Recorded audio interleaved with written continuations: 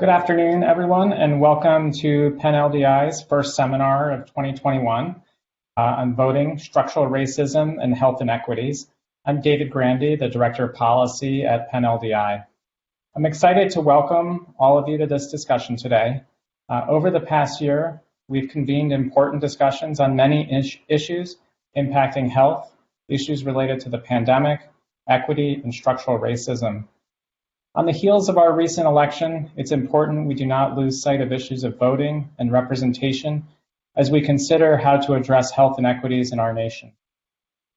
So let me introduce our panelists for today. Our first guest is Nicole Austin-Hillary, Executive Director of the U.S. Program at Human Rights Watch and former inaugural Director of the Brennan Center for Justice, Washington, D.C. office. Ms. Austin-Hillary is a prominent voting rights expert and advocate whose work focuses on combating systemic racism and advocating for policies to address poverty and inequality.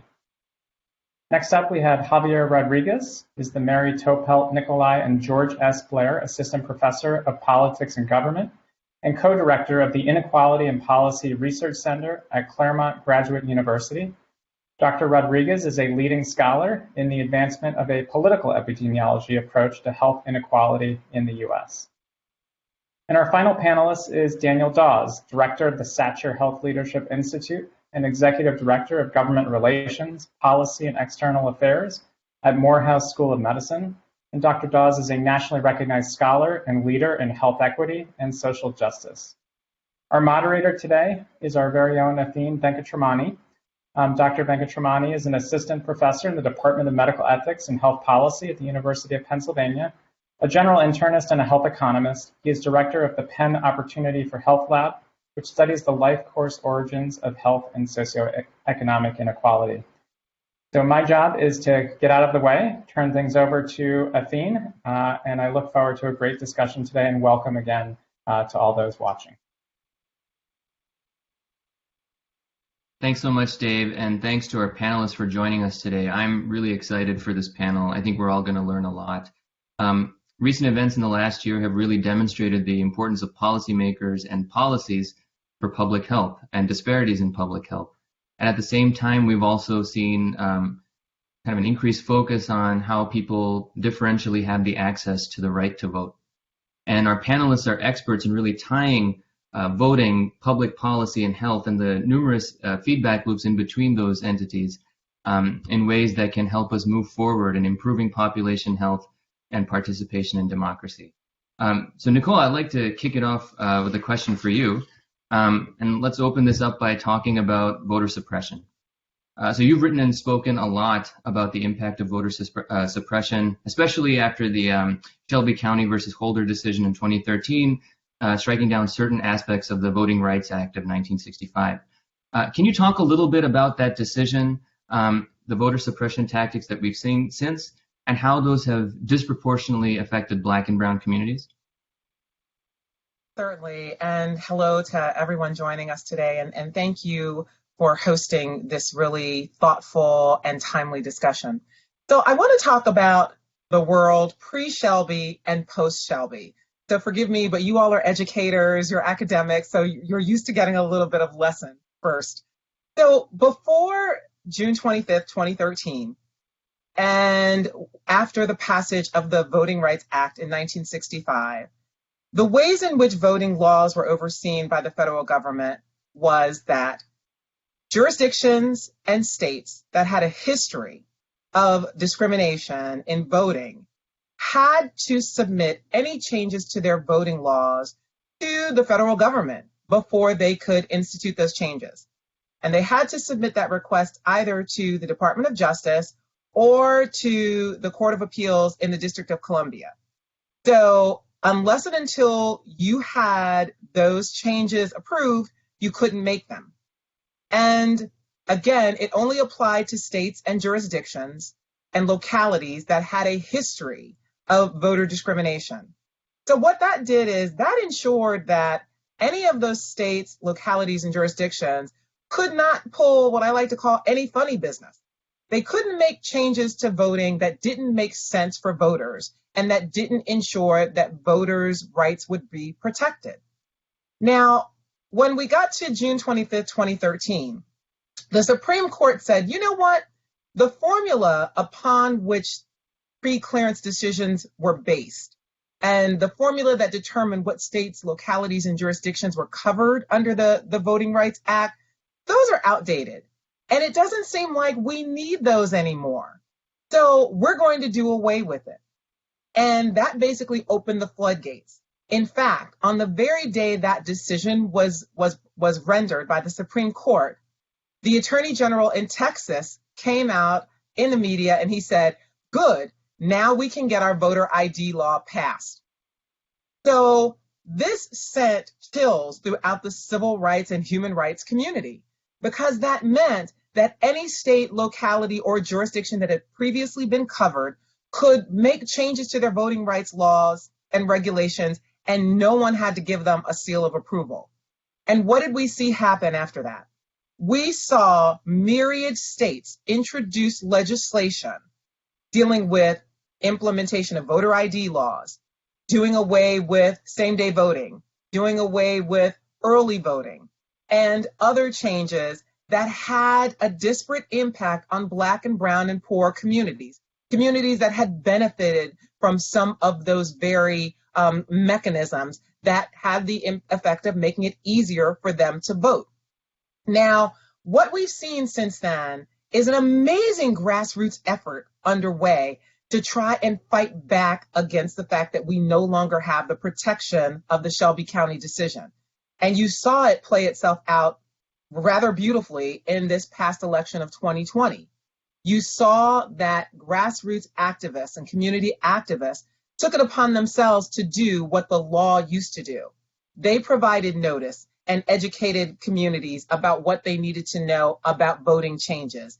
They made sure communities were aware of any requirements that they had to meet. They made sure that communities knew what to do in terms of registering to vote, in terms of dealing with absentee balloting. And so now we have turned from being a country where the laws protect the voters in terms of voting discrimination, and the power has really gone into the hands of activists. Now, while that worked wonderfully, the problem is this: it shouldn't just be the role of activists and community organizers to protect the right to vote. And in fact, what we've seen just this week is that there are now over 100 bills that have been introduced in state legislatures across the country that are going to, if they are put into law, have the effect of making it harder for voters to engage in our voting process. So the battle, Athendar, is not over. The war is not over. We're seeing a resurgence of this. And so we'll have to talk about what does that mean in terms of our laws, in terms of the Voting Rights Act, and what now needs to be done to respond to these efforts. Nicole, thank you so much for that history, that background, and kind of taking us to where we are today. One thing that really resonated, many things that really resonated, but among them was this idea of a fundamental cause. So if structural racism operates through voter suppression, efforts to reduce voter suppression will be met with other challenges, which is kind of what you're highlighting with a number of these responses to what happened in the recent election. And I know Javier has studied fundamental cause theory and written on this. And I'd like to turn to you to think about a different type of voter suppression or disenfranchisement. And you've looked at it through the force of excess mortality taking voters away from voting rolls and being able to participate in elections because they are no longer with us. So could you tell us about your research, the magnitude of this problem of what we call missing votes, and how has that shaped the electorate? Well, thank you, I think, for having me, and thank you very much for the invitation. This is a great panel, and I'm glad to see that we're having the discussion, because it's most of the time a discussion that we're not having in public. So looking at the fundamental causes of racial disparity in health, I've looked at racial disparity in mortality and how that has had an effect on the electorate. So because dead people can't vote or their voices cannot be heard by a political system based on representation, I wonder how many votes have been removed from the electorate just by looking at the excess mortality of the African American community. And then I generalize that to the poor. So let me tell you a little bit about that. As a part of the fundamental causes, one of the things that I noticed is that policy is central to the distribution of the social determinants of health. So that puts government at the center of all the distribution and production of the social determinants of health and how are they distributed and accessed by racial and poor communities, for example. But then I noticed that mortality is quite sensitive to who gets what and by how much. And then I just look again at this particular group like African American and the poor and try to say, okay, how many people have been removed from the electorate? Should they have had the mortality rates of their similar whites, for example? So let me give you one example in which I can quantify the size of the problem. In one paper, what we did is we put together death certificates from 1970 to 2004. That's only 35 years of data. We hope to have 85 years of data just to cover the complete cohort. That was not possible. But just looking at 35 years of data, what we notice is that in those 35 years of data, about 4 million people, when you put together mass incarceration and excess mortality, were being removed in excess. Again, what do I mean by excess? Those African Americans that should have been alive if they have the same mortality rates of their similar whites, for example. So just by means of mass incarceration and excess mortality, there were 4 million people that were removed. Now, just looking at 35 years of data, when you compare mass incarceration or even actually excess mass incarceration, the findings were actually enormous, unexpectedly enormous, in the sense that when you compare, for example, Black Americans that were removed just due to excess mortality, and you compare that to all races combined, how many votes were removed to all race combined due to mass incarceration, they were very similar, just using 35 years of data. That implies that excess mortality is removing a higher chunk of the Black American electorate just by means of excess mortality. We also found that excess mortality is just enormous in the American public. For example, more than 20% of all the African American population growth never happened because of the dynamics in which people are dying off from the electorate are most of the time in the middle age group. That's another issue, that socioeconomic disparities in health and socioeconomic disparities in mortality exacerbate precisely in middle age. That is precisely when they are supposed to be participating the most. Because as we know, participation in politics increases gradually with health, with age, and it stabilizes in the older years. But the lion's share of the electorate is comprised by people in the middle age group. So what we are having is a removal of the African American population precisely when they were supposed to be participating the most. As you may know as well, that has implications for the balance of power between the parties, because the African American community has overwhelmingly voted for the Democratic Party. So we also estimate how many different elections would have shifted to, for example, the Democratic candidate should all these people were alive. And we found that during that 35-year period, 7 senatorial elections and 11 gubernatorial elections would have shifted to the Democratic candidate. That would have put, for example, Bill Clinton with a Democratic lead in Congress, for example. But that never happened precisely because of these issues. Now, as all the elections are becoming increasingly competitive, you may imagine that very small numbers in different states, now that the Electoral College is defining who gets in power, for example, in presidential elections, the effects are just enormous. When I looked also very quickly on how this generalizes to the poor, we saw that 57% of the differences in the population in participation are due to health differences that are related to mortality. And should we put these excess poor people who died back into the electorate, it would cover about 1/3 of all total participation in the United States.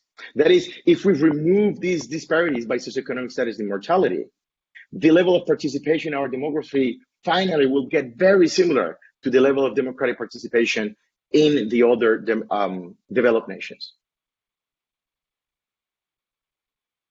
That is such a stark portrayal of just something I had never thought about, that the we focus so much on the voters that are there who are alive and could vote, but what about the voters that never got the chance to even, kind of face or go through the registration process and vote? So that's really incredible work. Thank you.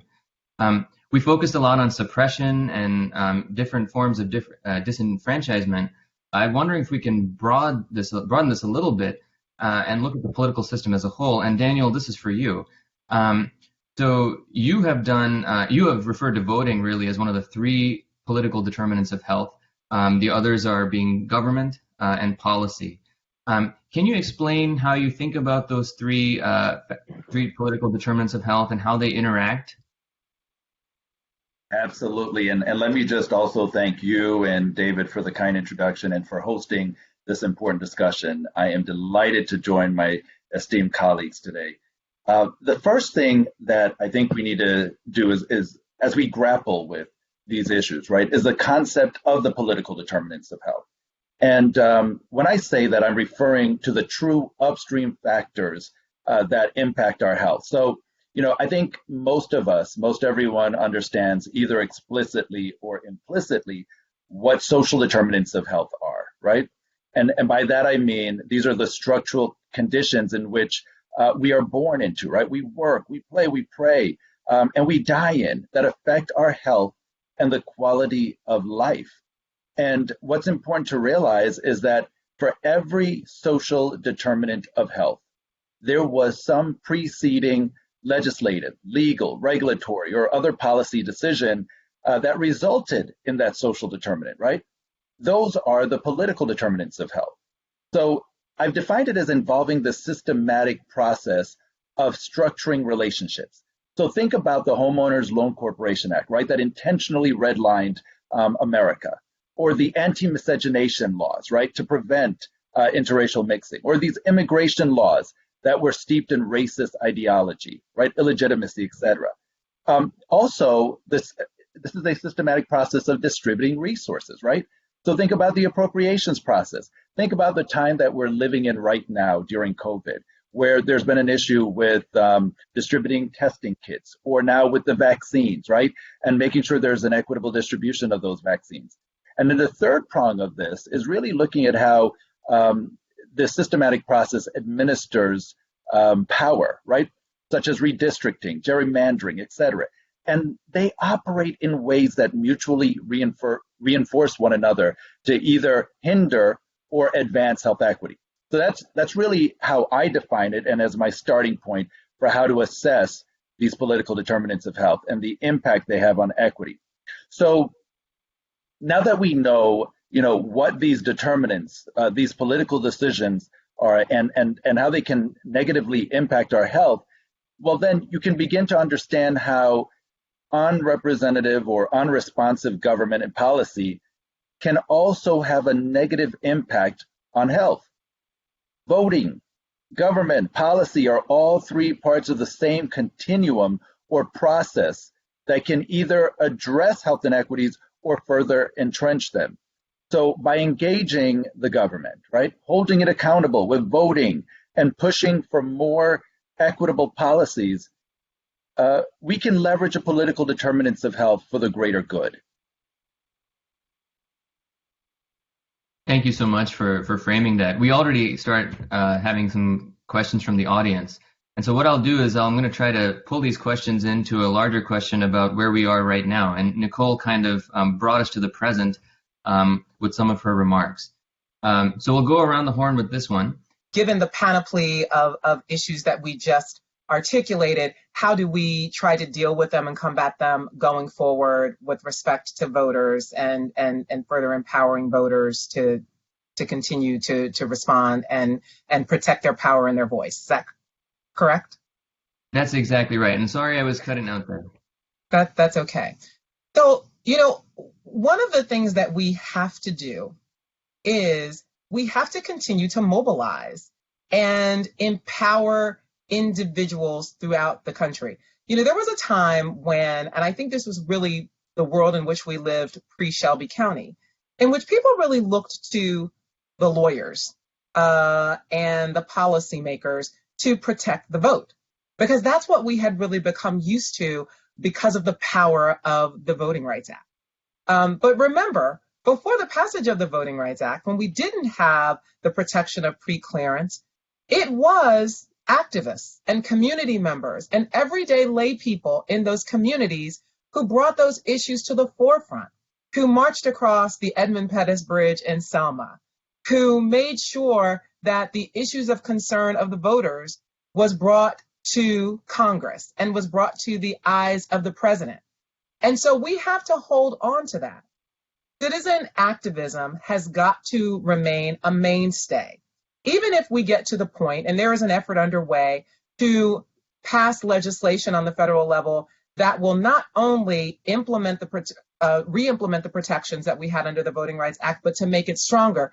Even if we were so fortunate as to achieve that, we cannot let go of the empowerment focus that has been underway with respect to communities and what individuals can do. Voters have to understand that they possess individual power. And I think, again, they've seen that as it's manifested itself just throughout our recent election. When individual lay people in communities mobilize, when they do community-wide education, when they start serving as speakers on these issues, then the community is further empowered. And the voices of individual people can work together collectively to have an even greater impact. So I think that we have to have this bifurcated process going forward. That yes, we have to continue to fight back against some of the efforts that I mentioned earlier are currently underway, where state legislatures have introduced over 100 bills that would have the effect of making it harder for people to vote. We have to continue to fight at that level, but we have to continue to have voters in communities be as engaged as they were and even become further engaged. It is that bifurcated process that I think is going to enable us to try to fight back against the disparities that come when we have certain political parties attempting to quiet the power and the voices of certain voters. And that's what's different than before. We no longer can look to one mechanism of change and for equity. We have to engage in this bifurcated focus and in this bifurcated effort. And I think that's what's going to be different. And I think that's what's going to help ensure that we have even more voices engaged in our electorate and showing their power and showing that the issues that they are most concerned with are going to be the ones that remain in the forefront. Nicole, thanks so much for that.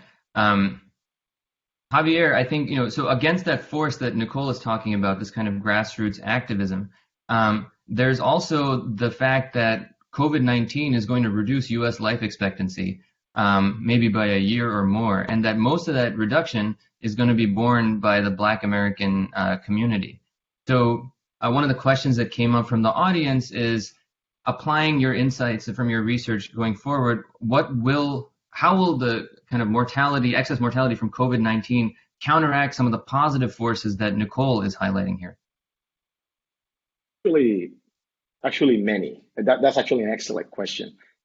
I think that the pandemic is an excellent example in which a purely random agnostic process like contagion and transmission of an illness, which doesn't discriminate of which body is it getting into, and then it bifurcates differentially by race, for example, then beautifully, terribly, but beautifully, scientifically speaking, manifests how exquisite are these social differences by race in our nation.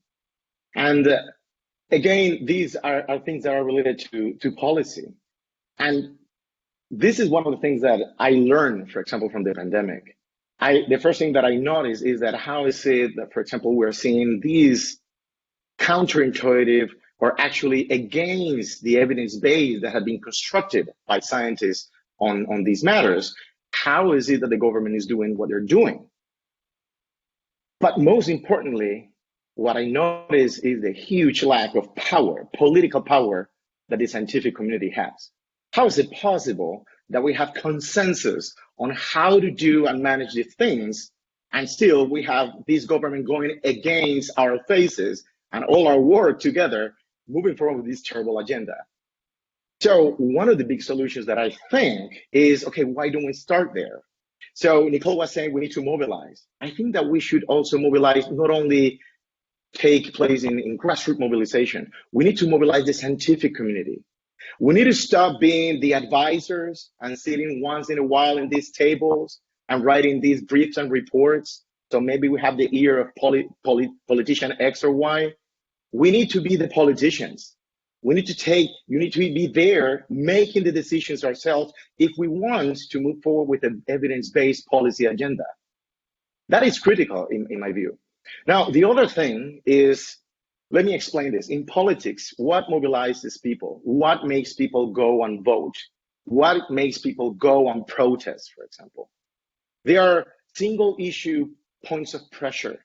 And when people really matter about usually one issue, I'm going to give you an example, for example, abortion.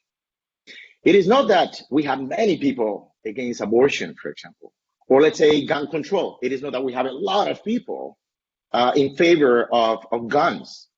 It is that for just a few of them, that issue is the most important issue. And what happened during the pandemic is that when we looked, even after everything has gone through, racial and socioeconomic disparities in health still not at the forefront with the people and the politicians and the policymakers. So that's the other thing. We need racial disparities in health and socioeconomic disparities in health to become the most important issue in the policy agenda, in the minds of people, in how is it that I'm going to be voting for and for whom I'm going to vote for. The other aspect is the way people are being mobilized. We are in a very highly polarized environment. And that's very dangerous. Why is that? Because ideology and partisanship gains premise above who is this politician? What is he saying that he's going to say? What is she telling me that is the program agenda that she's embarking upon? Is she telling me the truth or not? Is he actually doing something good for the community and for people like me? In other words, ideology and partisanship polarizes and does not allow it, like, what is the evidence base for my decision? Who am I voting for? So we need a way to get rid of ideology and partisanship and start teaching individuals in the population, and also bringing up these scientists who can actually simplify the information for the population such that they will understand, okay, this is not good for me. This is harmful. I cannot move forward with my ideology and my prejudice or my partisanship and or my priors. So partisanship needs to get out of the table somehow. I'm going to stop there. Thank you for that. Your comment just reminded me of some work by Bruckman and Kalla, who are political scientists, who try to bridge the empathy gap, among voters. For example, how can you increase support for trans rights among voters? So they have a number of interesting experiments that try to build that empathy to kind of create consensus around health disparity issues.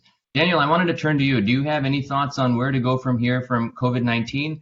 And I might tack onto that a question that just came in from the audience, which is, how about the lack of participation in non-presidential elections, such as local elections, primaries, and off years? How does that impact our health?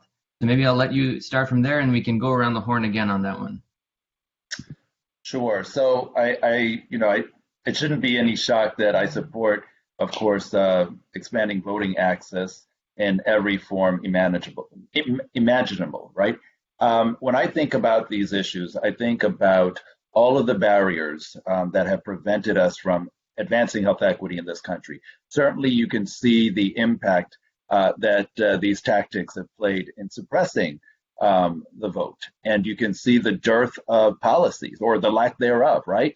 How very few policies we've had enacted here in this country over time. So looking from 1789 all the way until today, we've certainly had maybe a handful of laws that take an explicit equity lens to the framework. So it is absolutely critical that we do employ an equity lens, that we understand these policy levers, these political levers that have been pushed and pulled over time to either hinder health equity or to advance the agenda moving forward. But I just want to say I ditto everything that's been said by my colleagues. Thank you so much. So two questions have come up around the role of healthcare organizations in voter empowerment. One question references the Vote ER effort, which is run by a friend of ours who's done incredible work mobilizing voters who are patients and physicians.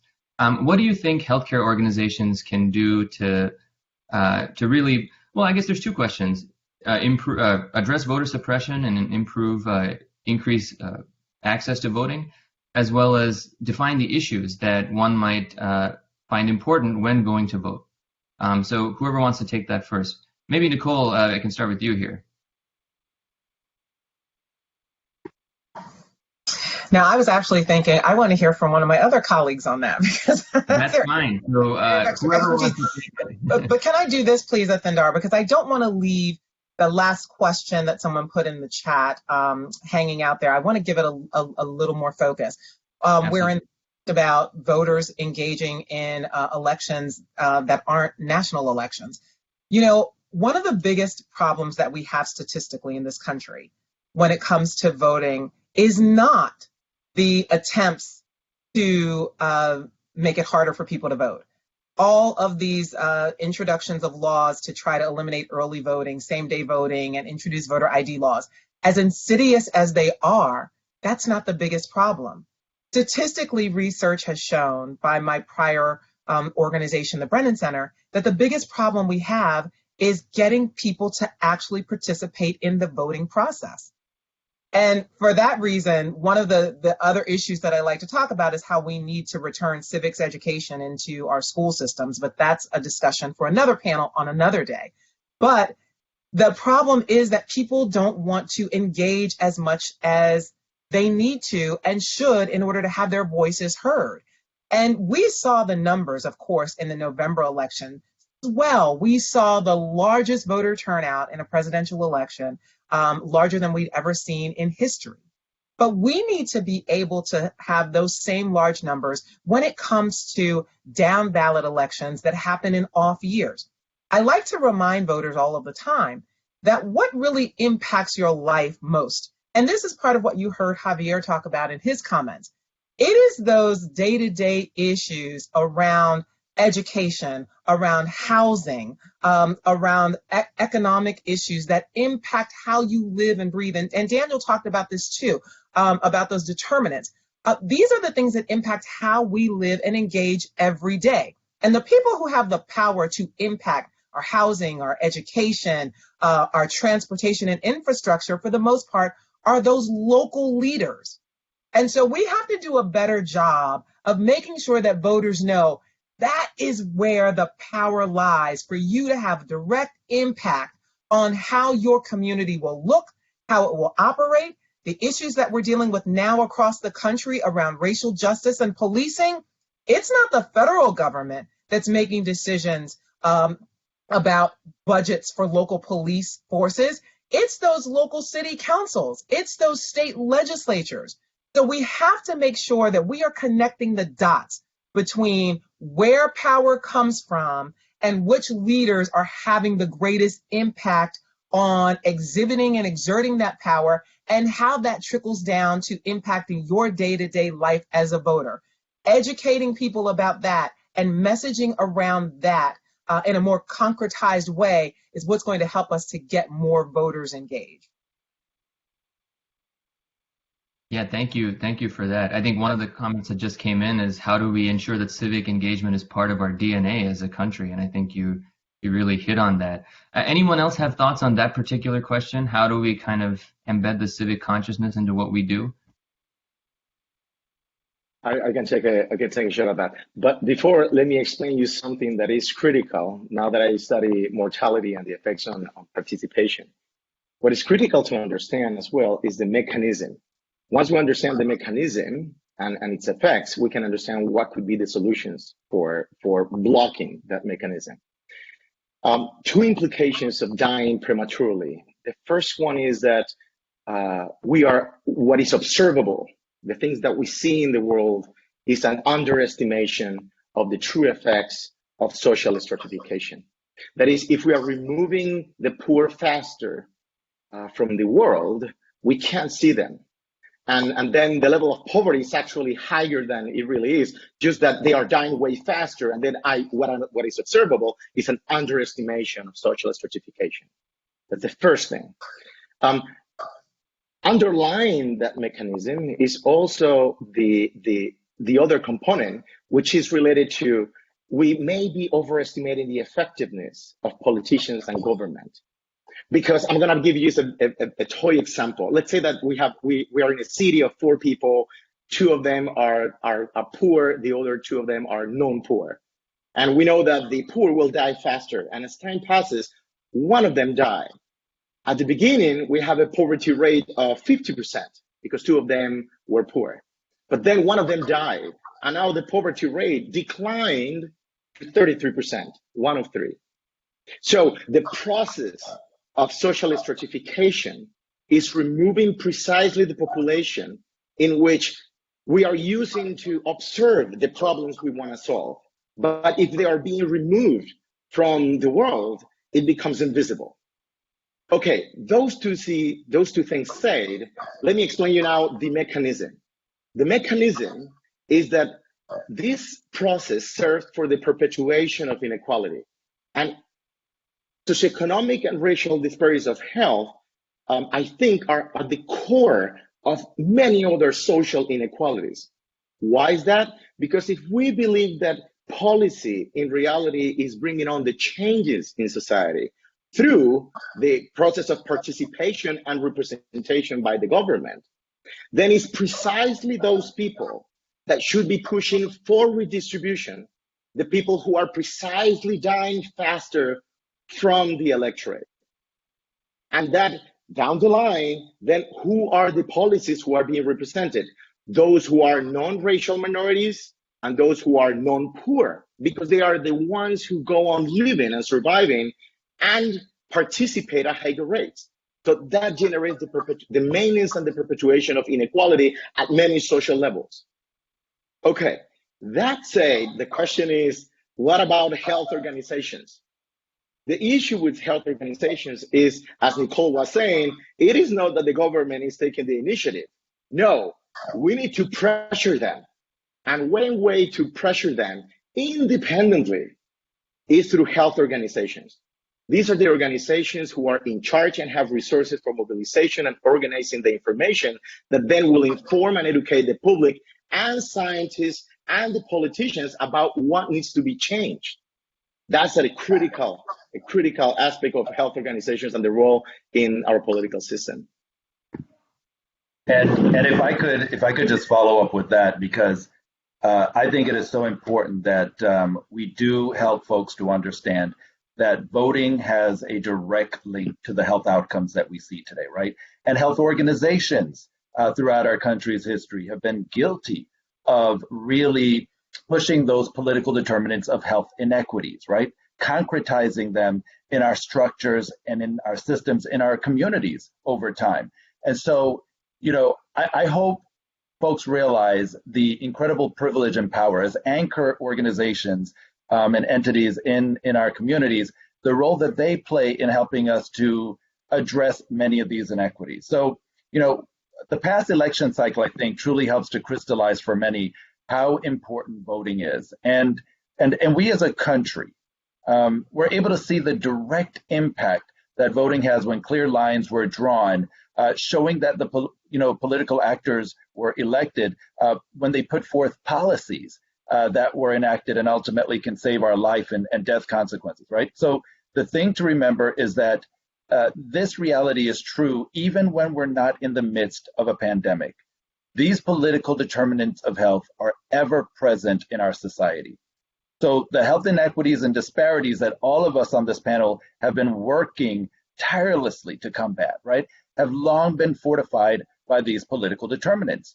We know that for over 400 years, political determinants have been one of the leading drivers of inequities in this country. And when I think about, how economic, so whether the healthcare interests and other commercial interests worked in concert with the political drivers or policymakers to enact these, Well, they do play a special role, right, in helping us to overcome these, because these laws that they created, right, preventing Black and Indigenous and other communities of color, really prevented these groups from being able to realize their optimal level of health, from reaching their full potential and thriving. And these laws purposely deny these groups the ability to address the social determinants of health. So when you think about it, from the first time, the first major hospital in the United States, right, in Philadelphia, when that was created, how, after a while, they then enacted policies that restricted, that segregated, right, and determined who could gain access to healthcare from that entity. We saw the result, right, of folks who would continue to push back, but those in healthcare really and truly were part of the problem in the past, right, and created many of these inequities that we observe today. So I do think if you look back in time and you look at the instances in which we try to integrate healthcare, thank God we had healthcare administrators, we had healthcare providers, although a minority who recognized that they did have tremendous power and privilege, that they played a critical role in helping to move that needle of equity further into communities. So I would urge our hospital leaders, our healthcare leaders, and caution them that we're never going to truly realize equity. It'll never come to pass unless we, the expanded electorate, right, understands these root causes, they understand these levers, and they employ them in conjunction with the community. I do think it's absolutely critical. Thank you so much for that. There are two questions that I want to address quickly. I think they're interesting and touch on some issues we haven't really discussed. And then before we kind of wrap things up, one is about tribal communities. So the question is, tribal communities are rarely discussed but disproportionately impacted by COVID-19 and other health issues. They're also in this position where they have dual citizenship and sovereign status, which means they should be voting in their own elections, but also in non-tribal elections too. And the concern is, in a community like this that's disproportionately affected, that may not have the voice, how do we improve turnout and how do we make sure that the political process works for them? Curious if any of you have any specific thoughts on tribal communities and this voting and health relationship. Well, I want to say this. The coalition of activists who work on issues around voting and political participation, the Leadership Conference on Civil and Human Rights is the nation's largest civil and human rights coalitional organization. Human Rights Watch is a member of that organization. And we do have partnerships and coalitional leaders who represent tribal communities who are around the table with us. And I think that's one of the things that we have to make sure we do. We have to make sure that representatives of these communities have a seat at the table when we're having discussions around policy, when we're having discussions around healthcare. These communities have a voice and they have to be heard. And it can't just be conversations that we're having, erudite conversations with political leaders that don't include them in those conversations. So that's number one. We have to make sure that that our tables are inclusive and that everyone has a seat at the table. But second, I think we also have to make sure that as we are talking about racial justice and health equity, that we're not just talking in silos about certain communities and not others. We are very focused at Human Rights Watch to make sure that as we talk about these issues, we're saying these are not just issues that are about Black people or brown people. There are myriad groups who have been disproportionately impacted, that have been disenfranchised, that have been disadvantaged, and frankly discarded historically in this country. And so all of us who work on issues around justice and equity have to make sure that we are focusing on the interests of these varied groups and not get stuck in silos around just looking at how can we help one particular group versus another. We have to understand that it is about the collective, that we have to make sure everyone has a seat at the table, but that when it comes to our research and the work that we are all doing, that it encompasses these different groups and not just some versus the other. then that's work that we all have to do very consciously and very thoughtfully. But I think that goes a long way to making sure that we're including all voices and all interested stakeholders in these discussions and in the outcomes that we see. Let me jump there very quickly. When we're talking about the Native American nations within the United States, which I guess that's what you meant by tribes, right? Their current, not only socioeconomic, but political and cultural statuses are the product. It's very, like, to make an analogy, as African Americans right now, their conditions are the product of slavery. Theirs is the product of colonialism. And when you go to Indian nations, it is palpable. You can see right away. I mean, if nobody here in this meeting has actually gone to Indian nation, I invite you to go and see it with your own eyes. So you stop imagining stuff and you see what are the real level, like very high level of isolation and the true level of social problems that these communities are facing. I did research on the trust that Native American nations have on the management on the different type of elections. And what we found is that the levels of trust, for example, on federal elections and federal personnel and staff coming to monitor and supervise the election or electoral process is very, very low. They do show way higher levels of participation and trust when the elections are managed at the local level. So again, what Nicole and Daniel were saying, that the local politics is local.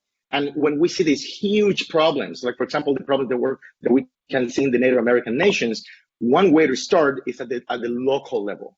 So, for example, and these nations also are suffering from this situation in which, for some reason, we're always generalizing our theories and our programs and everything to other communities. Oh, if it worked for white Americans, oh, let's do that with Native Americans.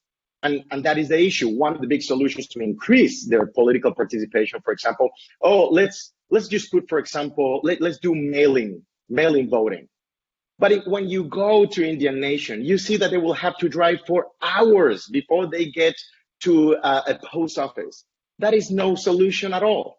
So again, what we need is, first, we need also to increase the participation, somehow universities, institutions, health organizations, the participation of these communities in their stuff, because they have a unique insight. Because to many of us, all of these situations are too abstract. We need to go there and see it, or bring them over into the local level participation and organizations that help to mobilize them and organize information to this community. Thank you so much. I'd like to ask one more audience question, and then we can go to our wrap-up question. But one of the questions that came up in the audience is that if we want people to be galvanized, engaged politically, isn't there a two-way street between that and the quality of government services provided? And a piece showing that satisfaction with Medicare and Medicaid improves voter engagement is referenced. So how do we ensure that there is a robust two-way street, so that the government is also doing the part to make it worthwhile to vote?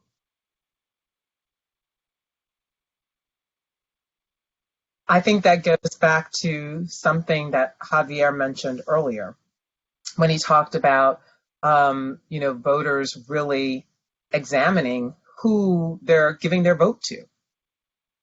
Yes, government plays a role in ensuring that they are accountable. We actually at Human Rights Watch just put out a piece just this past week on government accountability. And we were speaking about it with respect to the insurrection at the Capitol on January 6th, but we go further than that. The government does have accountability to the electorate. But in order to ensure that government meets its accountability, we have to make sure that we're putting leaders in place who feel that they have an obligation to the voters, and who understand that that's why they are in the positions that they are in.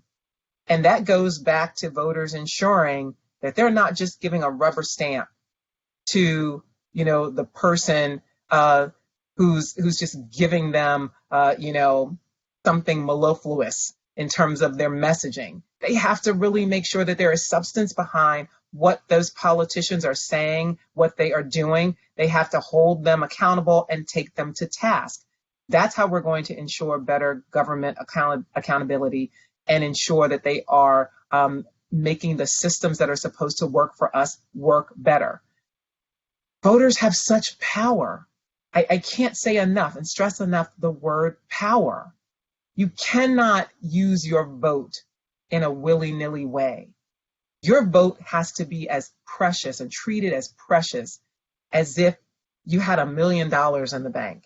And think about how would you, if you had $1 million, spend that? We'd all be very thoughtful. We'd all be very particular about how we use that monetary power. The same holds true for our voting power. We can't just give it away. We have to make people earn it.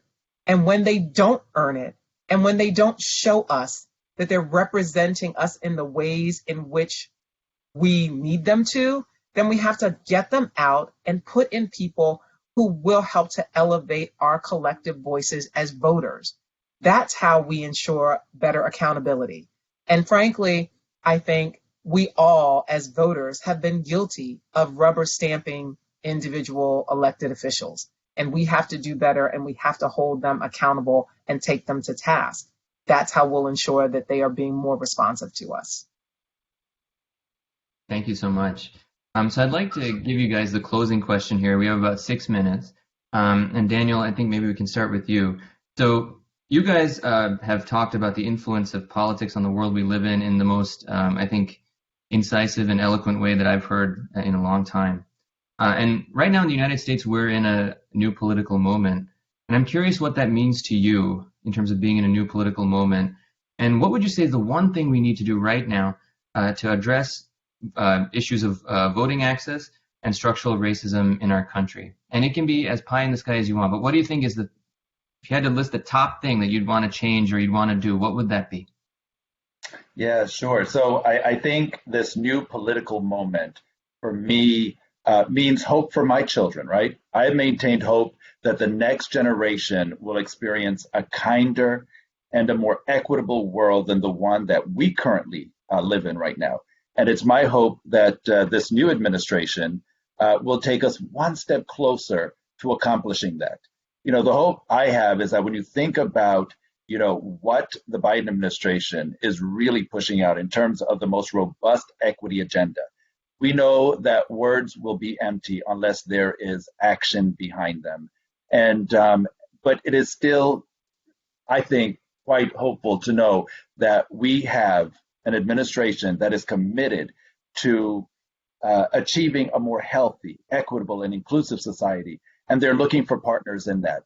And I think for many of us, there is an opportunity to really move that needle further than we've ever been able to in the last 45 years. I mean, we've made incremental progress since the Carter administration, and then, of course, following through Reagan, and then Bush and Clinton, Bush and Obama.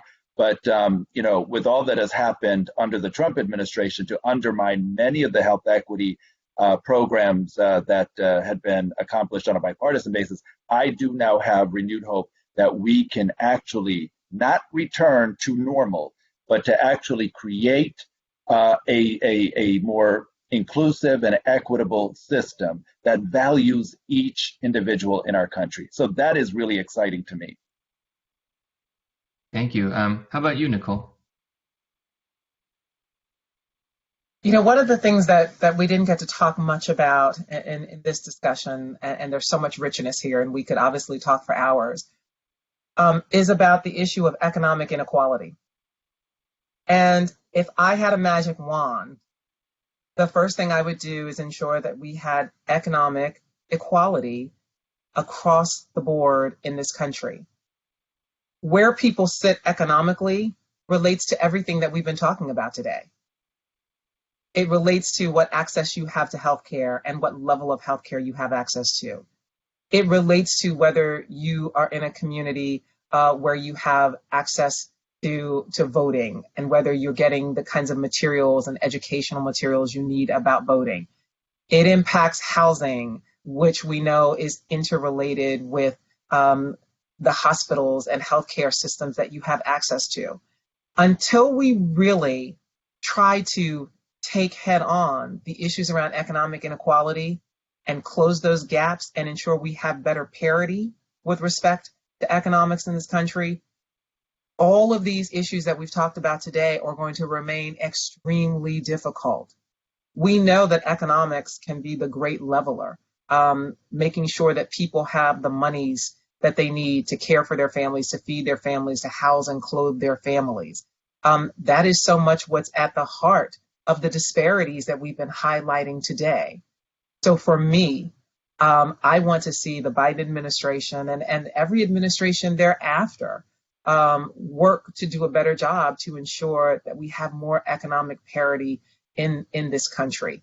That is what should be at the heart of any democracy, is leveling the playing field for everyone, and ensuring economic justice and access is a huge part of that.